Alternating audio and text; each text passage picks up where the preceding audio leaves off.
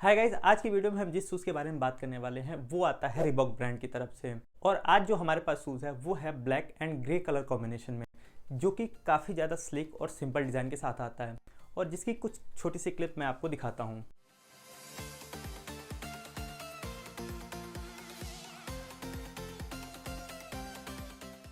तो इस शूज़ के रिव्यू करने का सिर्फ एक मेन रीज़न है कि ये शूज़ आपके डेली नीड के अकॉर्डिंग परफेक्ट पेयर हो सकता है। वैसे ई कॉमर्स साइट पे काफ़ी सारे लोगों ने इस शूज़ के बारे में अच्छी रेटिंग्स और रिव्यू लिखे हैं, लेकिन उसके साथ ही इस शूज़ के साथ एक मेजर प्रॉब्लम को भी नोटिस किया है, जिसके बारे में हम इस वीडियो में डिटेल में बात करने वाले हैं, इसलिए आप इस वीडियो को अंत तक जरूर देखिएगा। तो चलिए स्टार्ट करते हैं इस वीडियो को और सबसे पहले नज़र डालते हैं इस शूज़ के बॉक्स पे, जो कि red and midnight blue colour combination के साथ में आता है। और ये जो बॉक्स है वो हमें काफ़ी अच्छी कंडीशन में रिसीव हुआ है, जो कि अनएक्सपेक्टेड था। और बॉक्स पे रिबॉक की ब्रांडिंग के अलावा साइड में एक लेवल भी है और आपको पता ही होगा कि एक लेवल पे क्या डिटेल्स मेंशन होती हैं। एनीवे, हम आपको थोड़ा सा बता देते हैं कि इस लेवल पे शूज़ का जो साइज़ है, आर्टिकल नंबर और इसकी प्राइस मेंशन की गई है। उसके साथ ही कुछ और भी डिटेल्स हैं जो कि आप स्क्रीन पे देख सकते हैं। वैसे इस शूज़ को हमने फ्लिपकार्ट से 1450 रुपये में परचेज़ किया है। बाकी बॉक्स के अंदर जो शूज़ है वो आपको कुछ इस तरीके का देखने को मिलेगा।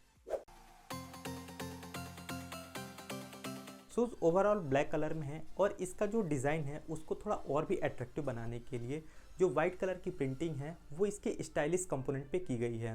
इसके अपर पार्ट में जो पीयू का कंपोनेंट है उसकी स्टिचिंग के साथ में अगर यहाँ पे आप देखेंगे तो मेश पे फ्यूजिंग भी किया गया है, जो कि रिबॉक की जो ब्रांडिंग है उसको कंप्लीट करता है। इसके पीयू कंपोनेंट पे आपको रिबॉक की ब्रांडिंग इनसाइड और आउटसाइड दोनों साइड में देखने को मिलेगी, लेकिन एक इंटरेस्टिंग चीज़ ये है कि जो आउटसाइड में ब्रांडिंग दी गई है वो एम्बॉस्ड है और जो इनसाइड की ब्रांडिंग है वो केवल प्रिंटिंग है।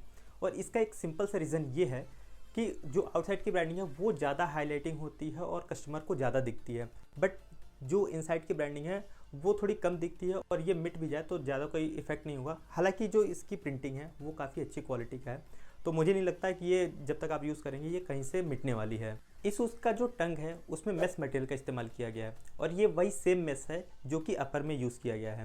साथ ही इसका जो टंग है वो काफ़ी सॉफ्ट है और यहाँ पे अच्छी खासी पैडिंग दी गई है, जो कि टाइट लेसिंग करते वक्त काफ़ी अच्छे से काम करती है और लेस का जो इम्प्रेशन होता है हमारे पैरों पे बिल्कुल भी नहीं जाता है।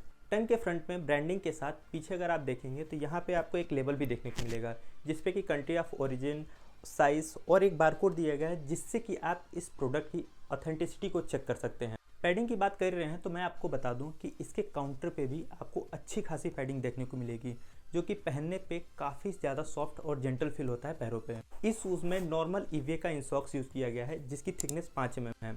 साथ में अगर आप ध्यान से देखेंगे तो यहाँ पे एक फैब्रिक की लेयर दी गई है, जिसका एक सिंपल सा काम है स्वेट को एब्जॉर्ब करना और ग्रिपिंग को इन्हेंस करना। और साथ ही अगर आप यहाँ पे हील पे देखेंगे तो रिबॉक की ब्रांडिंग भी दी गई है। इस शूज़ का जो सोल है वो ईवा मटेरियल का बना है और इसकी कुशनिंग जो है वो इतनी अच्छी है कि इससे रिलेटेड आपको कोई भी प्रॉब्लम नहीं फेस करना पड़ेगा। एक चीज़ जो मुझे प्रॉब्लमेटिक लग रही है वो है इस शूज़ का ग्रिप, जो कि मुझे लगता है कि विद टाइम ये थोड़ा सा कम हो जाएगा। जब आप इस शूज़ को पहन के किसी स्मूथ सरफेस पे जाएंगे तो वहाँ पे आपको ग्रिप से रिलेटेड कुछ इश्यूज़ देखने को मिलेंगे। दोस्तों, अगर आप इस शूज़ को लेने में इंटरेस्टेड हैं तो मैं इस शूज़ से रिलेटेड कुछ डिटेल्स शेयर कर देता हूँ, ताकि आप अपने यूजेस के हिसाब से एक सही डिसीजन ले पाएँ कि आपको ये शूज़ परचेस करना चाहिए या नहीं। मैं पिछले 2 हफ्ते से इस शूज़ को यूज़ कर रहा हूँ और इसके बिहाफ में मैं ये कह सकता हूँ कि ये शूज़ काफ़ी ज़्यादा लाइट वेट और फ्लेक्सिबल है। वहीं बात करें अगर इसके ब्रीथेबिलिटी की, तो इसकी ब्रीथेबिलिटी नो डाउट काफ़ी अच्छी है और इस शूज़ को आप ऑल डे पहन के रख सकते हैं।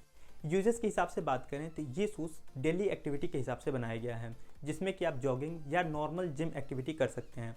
लेकिन अगर आप एक प्रोफेशनल हैं तो इस शूज़ को अवॉइड करिए। 2 हफ्तों तक लगातार यूज़ करने के बाद एक चीज़ मैंने नोटिस करी कि जो इसका ग्रिपिंग पैटर्न है वो नो डाउट काफ़ी अच्छा है और इसका ग्रिप भी काफ़ी अच्छा है, लेकिन जैसे हम वेट सरफेस पे जाते हैं तो वहाँ पे ये शूज़ थोड़ा सा स्लिपरी हो जाता है। जैसा कि हम आपको पहले ही बता चुके हैं कि इस शूज़ से रिलेटेड रिव्यू में काफ़ी सारे लोगों ने एक मेजर प्रॉब्लम के बारे में लिखा है और इस शूज़ को यूज़ करने के बाद मुझे भी ये रियलाइज़ हुआ कि इस शूज़ में साइज़ से रिलेटेड एक प्रॉब्लम है।